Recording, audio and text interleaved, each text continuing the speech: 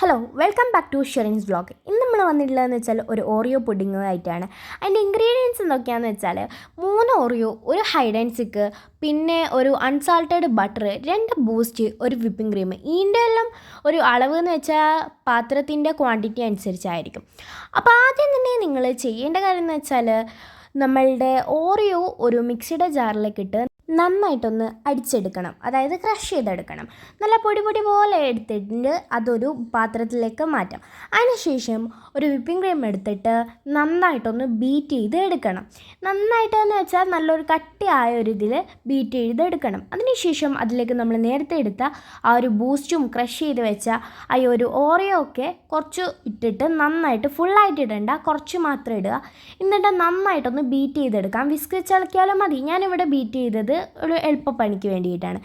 പിന്നെ നമ്മൾ ചെയ്യേണ്ടതെന്ന് വെച്ചാൽ ഒരു ബട്ടർ എടുത്ത് നന്നായിട്ട് മെൽറ്റ് ആക്കി എടുക്കുക, ഒരു കഷ്ണം എടുത്ത്. എന്നിട്ട് നമ്മൾ നേരത്തെ ക്രഷ് ചെയ്ത ഓറിയോയിലേക്ക് അത് ആഡ് ചെയ്യുക.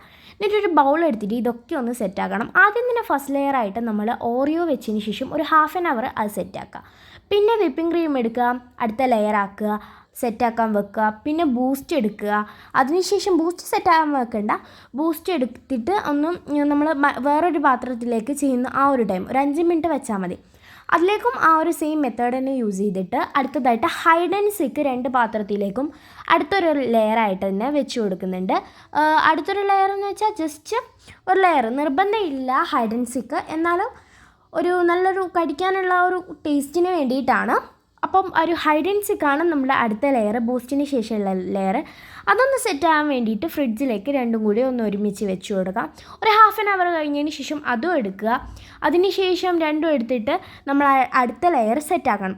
അടുത്ത ലെയറായിട്ട് നമ്മൾ ഇടുന്നതെന്ന് വെച്ചാൽ വിപ്പിംഗ് ക്രീമാണ്. വിപ്പിംഗ് ക്രീം നമ്മുടെ ലാസ്റ്റത്തെ ലെയറാണ്. അതിനുശേഷം നിങ്ങൾക്ക് ഇഷ്ടമുള്ള ഡിസൈൻസ് ചെയ്യാം. ഞാനിപ്പോൾ ആദ്യം തന്നെ ഒരു ലൈൻ ഡിസൈനാണ് കൊടുത്തത്, പിന്നെ ഒരു ഫോർക്കിൻ്റെ ഡിസൈനും കൂടിയും കൊടുക്കുന്നുണ്ട്. എന്നിട്ട് അതിൻ്റെ മുകളിൽ ബൂസ്റ്റ് ഇതുപോലെ നമ്മുടെ ഒരു അരിപ്പ് വെച്ച് ജസ്റ്റ് ഇങ്ങനെ ചെയ്ത് കൊടുക്കുന്നുണ്ട്. പിന്നെ മുകളിലത്തെ ഡിസൈന് വേണ്ടിയിട്ട് ഒരു ഓറിയോ മാറ്റി വെച്ചിരുന്നു, ആ ഓറിയോയും കൂടിയും വെച്ച് സെറ്റാക്കാം. ലാസ്റ്റ് ഞാൻ ഫൈനൽ ലൈൻ എനിക്ക് അത്ര മുഞ്ചായിട്ട് തോന്നിയില്ല, അതുകൊണ്ട് ഫുള്ളായിട്ടാണ് ഞാൻ ആ ഒരു ബൂസ്റ്റ് വെച്ച് കവർ ചെയ്തു. അപ്പോൾ ഇതാണ് നമ്മുടെ ഫൈനൽ ലുക്ക്. ഒരു ഹാഫ് ആൻ അവർ ഇതും കൂടി സെറ്റാണ്. അപ്പോൾ ഇത്രയുള്ള വീഡിയോ. ബൈ.